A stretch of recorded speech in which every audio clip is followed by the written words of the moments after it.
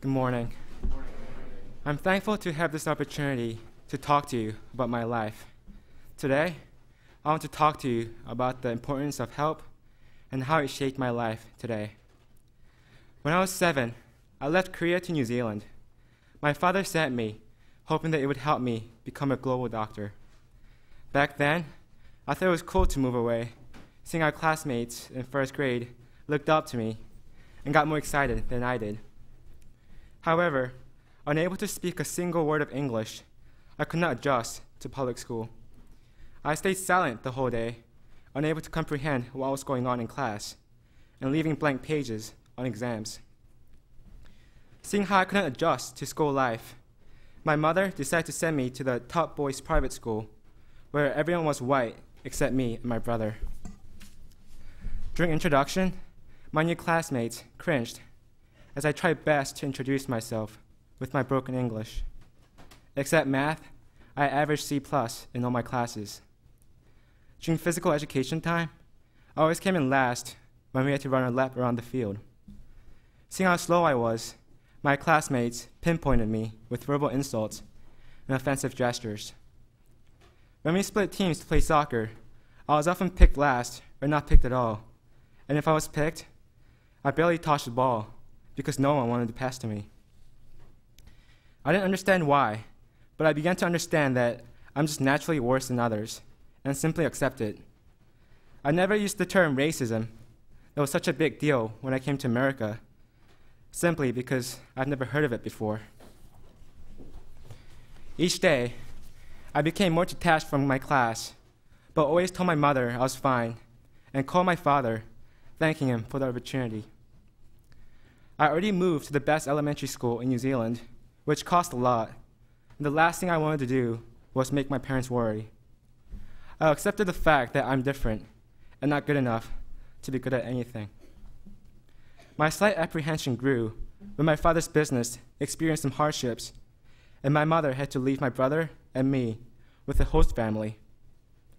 Even my brother abandoned me at times, as I lost in whatever we did together. My reputation at school wasn't that spectacular either, compared to my brother, an all-star tri-varsity athlete who received full scholarship to the top middle school for academic excellence. During free times at school, I stayed in the library because I knew that trying to play sports with others would just leave me being a laughingstock again.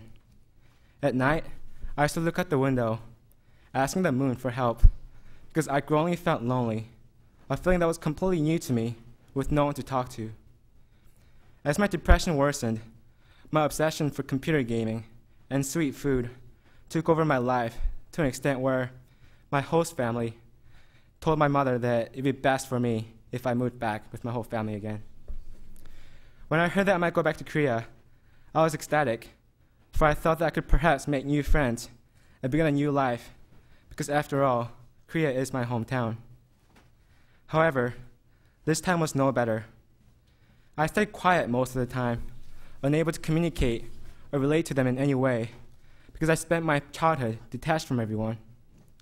Even though I repeated 5th grade year due to my inability to fluently converse in Korean, I came in last in 100-meter runs and barely participated in any team sports during physical education classes to prevent myself from embarrassing. During the physical tests at school to see who fits the norm of having the ideal body for one's age made things worse as well, as I was not only the shortest in class, but also had the highest obesity level due to the love of street food and the lack of running that developed in New Zealand. No one called me by my name, but rather by nicknames to annoy me. It escalated to the point where I fought with most of them. I never won, but I never backed down until I was completely knocked out, resulting in 2 dark permanent bruises on my right eye and one on my left that I still have today. Completely bruised up, I walked home by myself most of the school days. When my parents asked me what happened, I just told them that I fell off the stairs, which they knew was obviously a lie. My obsessions for gaming made my parents worry too, as I spent monthly fee to the Math Institute in game rooms. I never realized how crazy Korean math midterm exams for 5th graders would be until I received 37 out of 100, by far the lowest in class. When I was caught, my mother decided to send me to another small school. However, it was not much different, as I once again became the bully target. Having had enough, I even considered suicide, which I learned from Korean news. I saw no good in trying anything because I failed every time. I hated reading history books or success stories because I could not relate to them in any way. Hence, after another fight with a classmate, I told my mother that I want to commit suicide. I wanted to give up because I failed in everything I did. I still remember her crying, apologizing for not taking enough care. Inside, I felt guilty, seeing her suffer, because it had nothing to do with her. It was just me failing her. Hoping to have a fresh start, my mother sent me to an all-boys boarding school in America that had a reputation for nurturing students well. After hearing that I could attend school in an environment where bullying could get you expelled, I looked up to this opportunity. For the first time in my life, I feel protected, secure, and not judged for who I am. Rather, I had a teacher who encouraged me to pick up basketball. I never had anyone who trusted me before and told me that I could become a varsity athlete. I remember the doubts of those around me, telling me that I would never be able to do anything on an athletic field. However, this teacher came down during free time to shoot with me and play one-on-one. When others were around, he encouraged me to play together. Hence, I went to the gym whenever I had time. I played with whoever was around, and even though I was intimidated to see the black guys for the first time, they helped me learn how to dribble and appreciate playing together. When I talked to them about how to get better, they taught me how to use the fitness center and drills to help me make the varsity teams that I never thought I could make. Academically, my new friends encouraged study groups, even though I was not the brightest. These reaching out helped me learn how to be a good student and develop myself as an athlete. I began to open up conversations with friends for the first time and graduated achieving all the goals I set: a tri-varsity athlete and an honor roll student, features that I never believed I could have ever reached. When I got accepted to Brooks, one of my top choice schools, after talking to Mr. Burbank, who told me that I would one day become a star squash player, even though I had no idea what it was. I hoped that I could continue to develop a great student-coach relationship. Moreover, I met a senior named Jake Miller, who introduced himself to me before I came. My family friend told me that he was a valedictorian, but had problems socially. When I heard about his story, it reminded me of mine when I felt lonely and had a teacher reach out to me. I wanted to help Jake like the way my teacher helped me, so I tried to talk to him more often, staying over at his house during Thanksgiving and having a dinner out during vacations and weekends. By the time my freshman year was over, I met with Jake's parents and my family friend, thanking them for all they had done for me, and planned another dinner out after Jake's first semester in college. Unfortunately, that time never came, as Jake committed suicide before October.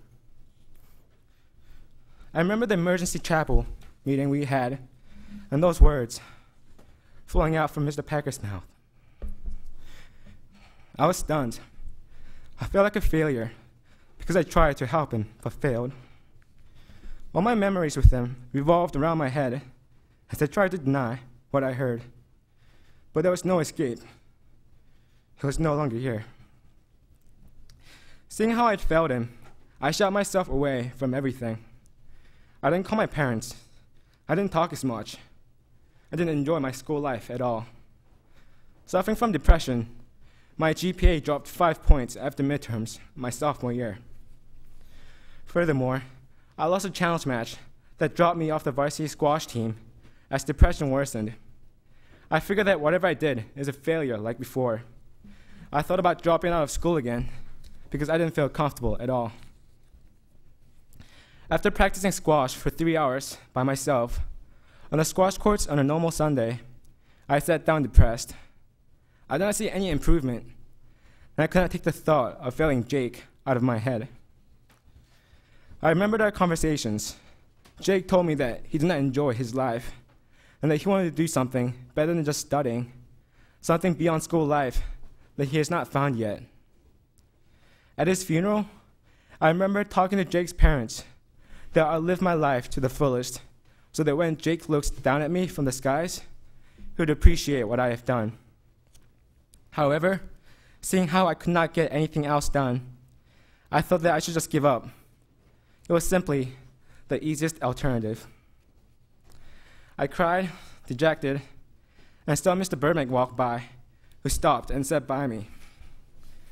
I told him that I wanted to quit squash, the sport that Mr. Burbank taught me to love, my freshman year, and promised that I would become a star player. I thought he would let me go, for I was no longer a varsity player. I did not live up to his expectations. However, he listened to what I had to say. He didn't leave, but stayed with me, trying to help me fight off the problems I had. We talked for hours, and yet he never rushed. I was surprised that he never left me, but rather tried to resolve whatever issues I had, and asked me to come talk whenever I needed one.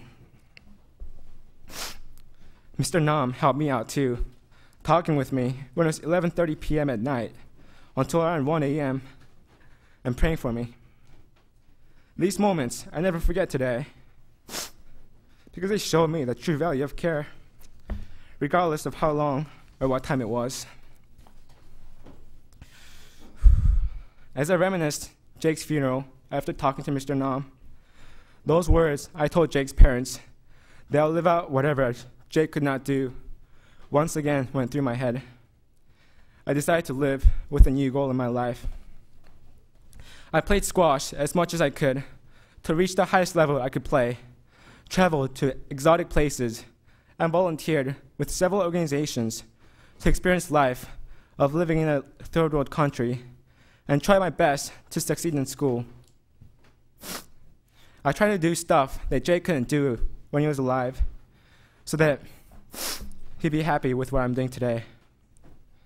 I went through worse physical conditions during junior year, but this time, instead of thinking of giving up, I was mentally determined to bounce back. Every match and every exam I took, I wanted Jake to see that I'm giving my all for him. I don't know when I'll die, but I want to make sure that I live my life so that when I see Jake again, he'll be delighted by my efforts. Until then, I'm going to take every opportunity to explore and strive for the highest level of academics and athletics. I want to encourage you all to find a purpose in whatever you do or enjoy. If there's no reason, it's hard to mentally bounce back because giving up is so much easier. To say I'm not good enough is a lot easier than to say I'll fight off the challenges, regardless of what they may be. As Stuart Brand, the editor of the Whole Earth catalog, once said, "Stay hungry, stay foolish." When you're going so overboard that others tell you to relax, you're probably doing something right. When I was young, I did have some natural physical defects that made breathing while running very difficult. Even the doctor recommended that I should not do any physical exercise when I was 14 and should never do anything serious. But by staying foolish, I desired to prove the doctor wrong, and by staying hungry, I got offered to play college squash by Tufts University, which I'm looking very forward to. Thank you all very much for listening, and rest in peace, Jake.